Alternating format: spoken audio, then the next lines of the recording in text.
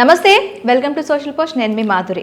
వాస్తు శాస్త్రం చూసేటప్పుడు మనం ఏం చేయాలి? మన పేరు బలం బట్ట, మన గ్రహ బలం బట్ట అసలు వాస్తు శాస్త్రం కొంతమందికి కుడివైపు లేదంటే తూర్పు ఉన్న ముఖం పెట్టి ఉండాలి, కొంతమందికి పడమర ముఖం పెట్టుకొని ఉండాలి, కొంతమందికి ఉత్తర దక్షిణ, ఇలా రకరకాలుగా చెప్తారు. అసలు వాస్తు చూసేటప్పుడు ఏం చేయాలి? వాస్తుని ఎవరి దగ్గరికి వెళ్ళాలి, ఎలా చూపించుకోవాలి? డీటెయిల్ గా చెప్పడానికి మనతో పాటు ఉన్నారు సురేష్ బాబు గారు. నమస్తే సార్. జై శ్రీమన్నారాయణ. సార్, వాస్తు అసలు ఎలా మనం దాన్ని చూడాలి?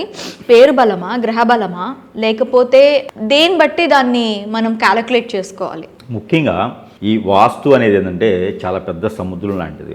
మనకిప్పుడు బంగాళాఖాతం ఎంత పెద్దదో అంతకన్నా పెద్దదన్నమాట వాస్తు అనేది. భూమండలం ఎంతైతే ఉంటుందో అక్కడ ఇల్లు కడుతుంటారు, ఆఫీసులు కడుతుంటారు, అడవి ఉంటుంది, పార్కులు ఉంటాయి, నీళ్లు ఉంటాయి, అన్నీ ఉంటాయి. ఇవన్నీ కూడా వాస్తుతోనే సమాధానంగా మనం పరిగణనలో తీసుకోవాలి. ఇక మనిషి జీవితంలో వాస్తు కూడా సగభాగం. ఇప్పుడు భార్య అయితే ఎంత సగభాగమో, భర్త అయితే ఎంత సగభాగమో, అలానే వాస్తు కూడా ప్రభావితం మనిషి మీద చూపిస్తుంది. ఇది ఎలా అంటే మనిషి జీవితంలో ఒక్కొక్కప్పుడు తెలియకుండానే కోల్పోతూ ఉంటారు, ఒక్కొక్కప్పుడు చాలా నష్టపోతూ ఉంటారు, ఒక్కొక్కప్పుడు ఏదో రకమైనటువంటి చెడు వ్యసనాలకు బానిసైతూ ఉంటారు, భార్య భర్తల మధ్యన ఎడబాటు వస్తూ ఉంటుంది. ఒక్కోసారి ఒక్కోలాగా మనము మనిషి జీవితాన్ని పరిగణన తీసుకుంటూ ఉంటాం. దాంట్లో చాలామంది గమనించేది ఫస్ట్ ఆఫ్ ఆల్ ఏంటంటే, నా జాతకం బాగాలేదు, నా టైం బాగాలేదు, నా గ్రహస్థితి బాగాలేదు, నా దశలు బాగలేవు, ఇప్పుడు శని నడుస్తుంది, రాహుకేతుల ప్రభావితం అంట, ఇలా చాలామంది మనం చూస్తూ ఉంటాం. మనిషి జీవితంలో బాగలేనప్పుడు ఖచ్చితంగా మనం చూసుకోవాల్సిన పర్సనల్ జాతకం. ఓకే.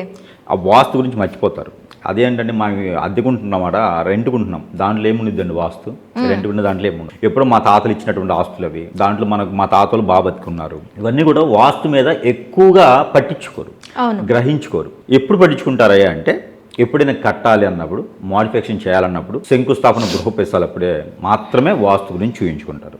ఇక తర్వాత వాస్తుని పట్టించుకోరు. కానీ మనిషి జీవితంలో ఎలాంటిది కొనసాగుతున్నప్పటికీ వాస్తు కూడా సగభాగం. ఓకే. వాస్తు మనిషి జీవితంలో సరిగా లేకపోతే మనిషి జీవితం కూడా సగంగానే ఉంటుంది. మనకి కొంతమంది లైఫ్ లో చూస్తూ ఉంటాం, ముత్తాతలు ఆ ఇంట్లో బాగానే పేరు ప్రఖ్యాతలు తెచ్చుకుంటారు, కానీ వీళ్ళ జనరేషన్ వచ్చేసరికి అది అలా తగ్గిపోతూ ఉంటుంది. ఎందుకలా అంటారు? ఇది వాస్తు ప్రభావం అంటారా? వాస్తుకి ఆయుష్ అని ఉంటుంది. ఇప్పుడు మీరు అన్నారు ముత్తాతలో తాతలు అని చెప్పేసి, వారి పేరు మనవాళ్ళ పేరు ఒకేలా ఉండదు, వారు పుట్టినటువంటి నక్షత్రం వీరు పుట్టిన నక్షత్రం ఒకేలా ఉండదు. కాబట్టి వారు పుట్టినప్పుడు వారి ఆయుష్ ప్రకారంగా, వారి నక్షత్ర ప్రకారంగా శంకుస్థాపన చేస్తారు, వారి ప్రకారంగానే ఇల్లు కన్స్ట్రక్షన్ చేస్తారు. అంటే ప్రతి మనిషి కూడా శంకుస్థాపన చేసేటప్పుడు ఇంటికి ఆయుష్ అని పెడతారు, మూలం అని పెడతారు, ఆకర్షణ అని పెడతారు, ధన ప్రాప్తిని పెడతారు. ఇలా చాలా రకాలు ఉంటాయి. శంకుస్థాపన చేసేటప్పుడు ఆయు అని పెడతారు, ఆయుష్ ఒకటి, ఆయు ఒకటి, ఇలా చాలా వరకు పెడతారు అనమాట. దాంట్లో 7 రకాలు పెడతారు. ఆ 7 రకాల్లో కూడా ఇతని నక్షత్రం, భార్య నక్షత్రం, ఇతని యొక్క ఇద్దరు కలయికతో ఉన్నటువంటి నక్షత్రం రోజున శంకుస్థాపన చేయటం, ఇవన్నీ కూడా ఉండడం వలన ఆ ఇల్లు వారి పేరు మీద కలిసి వస్తుంది.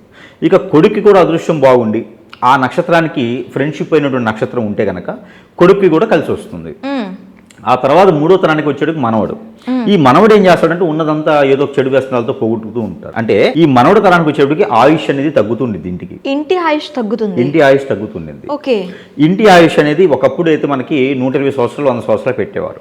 ఈ రోజుల్లో ఫైబ్రికేషన్స్ అన్ని కూడా వచ్చిన తర్వాత ఇనుము, ఇటుక, ఇసుకతో కట్టేటువంటి హౌసెస్ కాబట్టి ఇప్పుడైతే ఇంక ఫైబ్రికేషన్ వీటితో శంకుస్థాపన చేస్తున్నారు. ఈ శంకుస్థాపన చేసి అక్కడ ఆయుష్ అనేది 70 ఏళ్ళు, 75 ఏళ్ళు, 90 ఏళ్ళే పెడుతున్నారు. 100 సంవత్సరాలు పెట్టడానికి లేదు.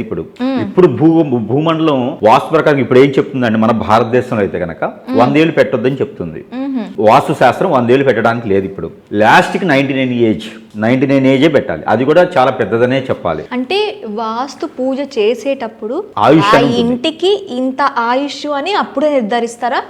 శంకుస్థాపన చేసేటప్పుడే, శంకుస్థాపన అప్పుడే నిర్ధారణ అయిపోద్ది. అంటే ఒక బిడ్డ పుట్టినట్టే శంకుస్థాపన అంటే. ఖచ్చితంగా ఒక ఇంట్లో మనం ఉండాలంటే, ఆ ఇంట్లో పిల్ల పాపలతో ఆనందంగా తులతూగాలి అంటే ఖచ్చితంగా ఆ ఇంటికి ఒక బంధన అనేది ఉండాలి. ఆ ఇంటికి ఇదేంటి సార్, ప్రాణ ప్రతిష్ఠ సమానంగా ఉంటుందా లేకపోతే ఎలా చేస్తారు ఈ వాస్తు? ఇప్పుడు ఒక ఆలయం నిర్మాణం ఉంటుంది, ఒక ఆలయం నిర్మాణం చేసేప్పుడు ఎంత పవిత్రంగా అయితే ఉంటుందో శంకుస్థాపన చేసేప్పుడు ఇంటికి కూడా అంతే పవిత్రంగా ఉంటుంది. ఓకే. అన్ని రకాల ఇబ్బందులు లేకుండా ఉండేందుకు అన్ని రకాల చక్రాలు పెడతారు, అన్ని రకాల యంత్రాలు పెడతారు, అన్ని రకాలుగా పూజించిన తర్వాతే అక్కడ సకల దేవతల్ని పిలుస్తారు, అక్కడ నవగ్రహాలని ఆహ్వానిస్తారు. అన్ని చేసిన తర్వాతనే శంకుస్థాపన చేస్తారు. ఆ నేలలో ఉన్నటువంటి నెగిటివిటీ అంతా కూడా పోయేందుకే మనకి చేస్తారనమాట. అప్పుడే మనకి సుసంపన్నంగా ఆ ఇల్లు నిర్మాణం ఏర్పడుతుంది. ఇప్పుడు వాస్తు పూజ చేసేటప్పుడు మామూలుగా ఒక వాస్తు నిపుణుని కన్సల్ట్ చేయాలా, లేకపోతే నార్మల్గా శంకుస్థాపన అంటే ఒక పంతుల్ని ఎవరినో పిలిచి చేస్తారు. అసలు ఇక్కడ పూజ చేయడానికి పిలవాల్సిన వాళ్ళని ఎవరు? ఇక్కడ పంతులు గారు అనేది పూజ మాత్రమే చేయగలుగుతారండి. వారికి ఆయువు రాదు. ఓకే. ఆయువు పెట్టేదంతా ఆర్కిటెక్చర్ అనుకుంటారు, డిజైన్ గీస్తారు వాళ్ళు మాత్రమే. కానీ వాస్తు పండితులు ఉంటారు. వాస్తు పండితులు ఏం చేస్తారంటే ఆయువు పెట్టడానికి నీకు కిచెన్ ఎంత వరకు కావాలి, కిచెన్ ఎన్ని అడుగుల్లో ఉండాలి, వాష్రూమ్ ఎన్ని అడుగుల్లో ఉండాలి, ఎన్ని పాయింట్స్ లో ఉండాలి, బెడ్రూమ్ ఎక్కడ ఉండాలి, డైనింగ్ హాల్ ఎక్కడ ఉండాలి, ఇది నిర్ధారణ చేస్తారు. ఈ నిర్ధారణ చేసినప్పుడు మనకు ఆయుష్ వస్తుంది. ఇప్పుడు 12.5 అని చెప్పేసి అని పాయింట్స్ వస్తాయి, లేదా 11 ఫీట్స్ అని పాయింట్స్ వస్తాయి. ఇక 3.3 అని వస్తుంది, ఇక 5.5 ఒకటి, 3.2 ఒకటి, ఇట్లా లెక్కలు ఉంటాయి అనమాట. వాష్రూమ్ ఉందనుకోండి 3.3 to 5.5 పెట్టాలి విత్ లెంత్. కిచెన్ ఉందనుకోండి 3.3 to 6.2 పెట్టాలి. ఇక్కడ ఈ పాయింట్స్ వచ్చేటప్పటికి ఇవన్నీ క్యాలిక్యులేషన్ చేస్తేనే వాస్తు యొక్క ఆయుష్. ఇవన్నీ క్యాలిక్యులేషన్ చేసుకొని ఒక బాగా ఇస్తాం. ఈ బాగా ఇచ్చిన తర్వాత వచ్చేటువంటి మిగులు శాషమే దానికి ఎక్స్ట్రా కలుపుకొని ఈ వాస్తుకి సంబంధించినటువంటి వారి నక్షత్రానికి సరిపడుతుందో లేదో మళ్ళీ చూసుకోవాలి. ఇరువైపులు ఎంత స్థలం వదలాలి అదంతా కూడా చూసుకున్న తర్వాతనే వాస్తు అనేది ఒకటి నిర్ధారణ అవుతుంది, ఆయుష్ అనేది దానికి నిర్ధారణ అవుతుంది. అప్పుడు ఆ యంత్రాలు ఏం పెట్టాలి, ఏ పూజ చేసి ఏ గ్రహాన్ని ఆహ్వానించాలో కూడా అక్కడ వాస్తు సిద్ధాంతం మాత్రమే చెప్పగలుగుతారు. ఇప్పుడు ఎవరికి వాళ్ళకి డబ్బులు ఎక్కువైపోయినాయి, డబ్బులు ఎక్కువైపోతే పిలిచేదానికి ఎక్కువ వాళ్ళకి సంభావన ఇవ్వాలి, అలానే వారికి ఫీజులు కానీ నేను ఎక్కువ ఇవ్వాల్సి వస్తుందని చెప్పేసి ఎవరు పడితే వాళ్ళు వాస్తు చెప్తా ఉంటే అవి ఏంటంటే ఆ ఇల్లు ఎక్కువ కాలం ఉండకపోవడం కానీ, ఆ ఇంట్లో అశాంతి జరగకపోవటం, ప్రశాంతత లేకపోవటం లాంటివి ఎక్కువ కనిపిస్తూ ఉంటాయి. అయితే జనరల్గా మనం వాస్తు పూజ అనేది గృహప్రవేశ టైంలో చేస్తూ ఉంటారు. ఇది ఎంతవరకు ఆ ఇంటికి ఆయుష్ని చేకూరుస్తుంది? కేవలం ఆయుష్ని చేకూర్చదు. అది కేవలం ఆయుష్ని చేకూర్చగానే ఇంట్లో నెగిటివిటీ లేకుండా మాత్రమే చేస్తుంది. వాస్తు పూజ అనేది కొంతమేర ఉపశమనం మాత్రమే కలుగుతుంది. అలానే లక్ష్మీ గణపతి హోమం చేస్తారు, వాస్తు హోమం చేస్తారు. ఇవన్నీ కూడా ఉపశమనం మాత్రమే తప్పితే మేజర్గా చేసేటువంటిది ఇక్కడ ఆయుష్ పెట్టేదానికి చేసేదే ఈ యొక్క శంకుస్థాపన. అదే వాస్తుకి ఇంపార్టెంట్ అయినటువంటి రోల్. దాంట్లో ఈశాన్యంలో చేస్తారు ఎక్కువగా, కానీ తూర్పు ఈశాన్యంలో చేయాలి. ఉత్తర ఈశాన్యంలో చేసే వాళ్ళు చాలా మంది ఉంటారు. ఉత్తర ఈశాన్యంలో చేస్తే దేవుని యొక్క అనుగ్రహం అనేది రాదు. అందరూ అనుకుంటారు ఉత్తర ఈశాన్యం చేస్తే ఉత్తర వైపున ఏముడు ఉంటారంటే మనకి కుబేరుడు ఉంటాడు. ఈ కుబేరుడు స్థానం కదా, ఇక్కడ చేస్తే గనక మనకి వాస్తు ప్రకారంగా వచ్చి డబ్బు ఆదాయం వస్తుంది అని చెప్పేసి అందరూ కూడా ఉత్తర వైపున చేపిస్తున్నారు ఈ మధ్యన. అది చాలా రాంగ్. తూర్పు ఆగ్నేయంలో మాత్రమే శంకుస్థాపన అనేది చేయాలి. అక్కడ మాత్రమే 4 ఇటుకబిళ్ళలు పెట్టేసి కట్టాలి. ఇంకోటి వాస్తు హోమం కూడా చేస్తారు. లక్ష్మీ గణపతి హోమం కాదు, వాస్తు హోమం అన్నట్టు ఉంటుంది. గణపతిని ఆహ్వానిస్తారు. అక్కడ కూడా వాస్తు హోమం చేసేటప్పుడు శంకుస్థాపన అప్పుడే వాస్తు హోమం చేస్తారు. అగ్నిహోత్రం అని చెప్పేసి ఆ స్థలంలో ఏదన్నా దానికన్నా పాత స్థలాలు కానీ పాత ఇళ్ళు కానీ పడేసినప్పుడు అక్కడ ఏదన్నా చెడు జరిగి ఉన్నా, ఆ ఇంట్లో ఏదైనా నెగిటివిటీ ఉన్నా, కొన్ని ఇళ్లలో చేతబడి చేపిస్తూ ఉంటారు కొన్ని ఇళ్లకి. అలాంటి ఏమైనా ఉంటే కూడా అవన్నీ పోవాలని చెప్పేసి అగ్నిహోత్రం కాలుస్తారు. అక్కడ ఈ అగ్నిహోత్రం చేసేసి ఏదైనా పాత ఇళ్ళు కానీ పాత భవంతులు కానీ చెట్లు కానీ ఏమైనా ఉన్నప్పుడు అవన్నీ కూలగొట్టేసి నేలమట్టం చేసేసి అక్కడ దున్నాలి. ముందు నేలని దున్నాలి. మనం పొలం దున్నుతాం కదా, ఆ విధంగా నేలని దున్ని 3 వర్షాలు కురవాలి మినిమం, లేదా 2 వర్షాలను కురవాలి. 3 మాసాలు ఆగితే 2 వర్షాలు అయితే ఖచ్చితంగా కురుస్తుంది. ఆ 2 వర్షాలు కురిసిన తర్వాతైనా లేదా 3 మాసాలైనా 90 రోజులు ఆగాలి. 90 రోజులు ప్లెయిన్ గా ఉంచాలి. దాంట్లో నవధాన్యాలు చల్లేసి నువ్వులు చల్లేసి ప్లెయిన్ గా ఉంచాలి. అప్పుడే ఆ ఒక స్థలానికి ఆయుష్ వస్తుంది, పాజిటివిటీ వస్తుంది. అప్పుడు అక్కడ కన్స్ట్రక్షన్ చేస్తే జీవితకాలం కలకాలం పిల్లా తల్లులతో అందరూ సుఖంగా ఉండేందుకు ఆస్కారం ఉంటుంది. 7 తరాల పాటు బాగుండేలా ఉంటుంది. లేదు అంటే కనుక భార్య వెళ్ళిపోవటమా, ఆరోగ్య సమస్యలు రావటమా, భర్త వెళ్ళిపోవటం ఆరోగ్య సమస్యలు రావటమా, ఆ ఇంట్లోకి వెళ్ళగానే ప్రశాంతత లేకపోవటమా, ఏదో రకమైన అప్పుల బాధలు ఉండటమా, ఏదో రకమైనటువంటి సమస్య అయితే వారికి వస్తూనే ఉంటుంది. ఇది ఆర్థిక తీసుకున్నవారైనా కన్స్ట్రక్షన్ చేసేవారైనా ఇది ఖచ్చితంగా చేయాలి. ఈ రోజుల్లో వెంచర్స్ అంతా కూడా రియల్ ఎస్టేట్ అయిపోయింది. దాని ప్రకారంగా చూసుకున్నట్టయితే కనుక వీరికి అవకాశం లేదు కాబట్టి అప్పుడు ఏం చేయాలంటే అష్టదిబ్బందులు అన్నీ కొన్ని ఉంటాయి. మనము అపార్ట్మెంట్ తీసుకుంటాం, అపార్ట్మెంట్లో ఫ్లాట్ తీసుకుంటాం. అంటే ఇప్పుడు వాస్తుల మార్పులు చేర్పుల తర్వాత అసలు తీసుకోవడానికి ఏం చూడాలని తెలియాలి కదా. అవును. అపార్ట్మెంట్లో ఫ్లాట్స్, ఇండిపెండెంట్ హౌస్లు, డూప్లెక్స్ హౌస్లు, ఇలా చాలా రకాలుగా ఏముందంటే రియల్ ఎస్టేట్ వ్యవస్థ పెరిగిపోయింది కాబట్టి వారే కన్స్ట్రక్షన్ చేసి ఇవ్వడం వలన వీరికి డబ్బు పోయినా కూడా ముందు ఆ ఇబ్బందులు లేకుండా ఏదో ఒక ఇల్లు దొరికిందిలే అని చెప్పి తీసుకునే దానికి ఉంది. వాళ్ళు ఏంటంటే మాక్సిమం ఆర్కిటెక్చర్ నుంచి చూసుకుంటారు తప్పితే వాస్తు పండితుని అయితే వాళ్ళు తీసుకొచ్చుకోరు నాకు తెలిసినంత వరకు. ఓకే. కాబట్టి ఎక్కడో దగ్గర హోమం చేస్తారు, ఎక్కడో దగ్గర వాస్తుకి శంకుస్థాపన చేస్తారు, అన్ని ఇళ్ళకి చేస్తారని అయితే లేదు. కాబట్టి అక్కడ ఇప్పుడు అపార్ట్మెంట్ ఉంటుంది, అపార్ట్మెంట్ మొత్తానికి ఒక దగ్గర చేస్తారు కానీ ప్రతి హౌస్ కి చేయలేరు కదా. అలానే చేసినప్పుడు ఏమైందంటే వాస్తుకి పూజ చేసుకున్నప్పటికీ, లక్ష్మీ గణపతి హోమం నోచుకున్నప్పటికీ, కొన్ని రకాల యంత్రాలు ఇంట్లో పెట్టుకున్నప్పటికీ కూడా ప్రశాంతత అనేది ఉండకపోవచ్చు. కానీ అష్టదిబ్బందన ఉంటుంది, ఇంటికి అష్టదిబ్బందన ఉంటుంది. ఆ అష్టదిబ్బందన చేయించుకుంటే కనుక ఆ దిబ్బందన ఎవరు చేస్తారు అంటే ఆస్థాల్లో ఆచారు వారు లేదా పూజించేటువంటి పంతులు గారు చేయరు, దానికి వాస్తు పండితులే ఉంటారు.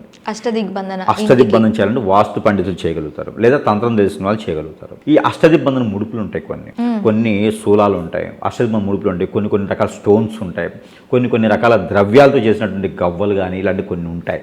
అవన్నీ కూడా అష్టదిగ్బంధన ముడుపు అంటారు. ఆ ముడుపు కనుక చేయించుకున్నట్లయితే కొంతమేర వారి ఇంట్లోకి నెగిటివిటీ రాకుండా, ప్రశాంతత కోల్పోకుండా ఉంటారు. ఇది కేవలం ఆర్టిఫిషియల్ గా కాదు, తాత్కాలికం కాదు. ఇక్కడ వాస్తు పూజ చేస్తున్నాం ఎట్లనో ఎంతైతే మనం నమ్ముతామో ఈ అష్టదిబ్బంది చేయించుకోవడం వల్ల కూడా మనం శంకుస్థాపన చేయలేనటువంటి ఒక పుణ్యము, శంకుస్థాపన చేయలేకపోయినా కూడా ఇక్కడ ఈ ఇంటి వరకు ఆయుష్ రావడం కూడా జరుగుతుంది. అయితే ఇప్పుడు మీరు అన్నారు కదా, తాతలు కట్టిన ఇంట్లో మనవలకు ఉంటే కలిసి రాదు, ఇలా కలిసి రావట్లేదు, మాకు సమ్ నెగిటివ్ ఎనర్జీ మాకు వస్తుంది అనుకునేటప్పుడు వాళ్ళు ఆ ఇంటికి ఎలాంటి శాంతులు చేయించుకోవాలి? మళ్ళీ ఇంటికి మళ్ళీ శంకుస్థాపన కానీ, ఆ ఆయుష్ పెంచుకోవటానికి ఇంకా ఏ విధమైన పరిహారాలు చేసుకోవాలి? ఈ మనవడి పేరు మీదో లేకపోతే ఎవరి పేరు మీద అనుకుంటున్నారో వారికి పేరు మీద వారి నక్షత్ర ప్రకారంగా వాస్తుని చూయించుకోవాలి. ఫస్ట్ ఎక్కడైనా మరమ్మతులు ఉంటే వాస్తులు ఇప్పుడున్నటువంటి భూగోళ శాస్త్ర ప్రకారంగా వాస్తు గురించి వచ్చినప్పటికీ ఏంటంటే పాత భవంతులు కానీ, పాత బిల్డింగ్లు కానీ, మిద్దెలు కానీ ఇలాంటి ఏమైనా ఉన్నప్పుడు, లేదా బిల్డింగ్లు ఈ రోజులైతే బిల్డింగ్లే ఉంటున్నాయండి,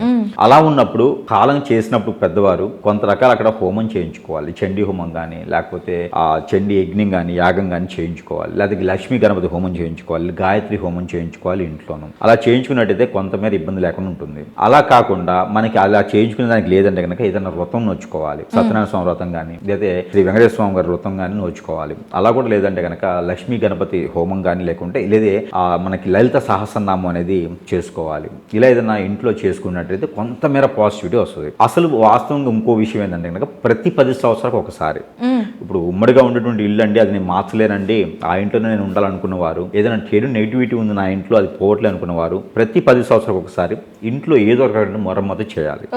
ఎక్కడో దగ్గర ఏదో ఒక రకంగా మార్చడమా, తీయడమా, పాతవి తీసేసి కొత్తవి పెట్టడమా, ఏదో ఒకటి అయితే మరమ్మతు చేస్తే ఆయుష్ మళ్ళీ 10 ఏళ్ళు పదుగుతుంది. ఓకే. ఇంట్లో మరమ్మతులు చేయించుకుంటే ఇప్పుడు అదేంటి సార్, ఒకవేళ తాత నక్షత్రం వేరు, మనవడి నక్షత్రం వేరు, ఈ మనవడికి తగ్గట్టు ఉండాలి అంటే కొన్ని దగ్గరలో విన్నా నేను, ద్వారాలు మార్చకూడదండి.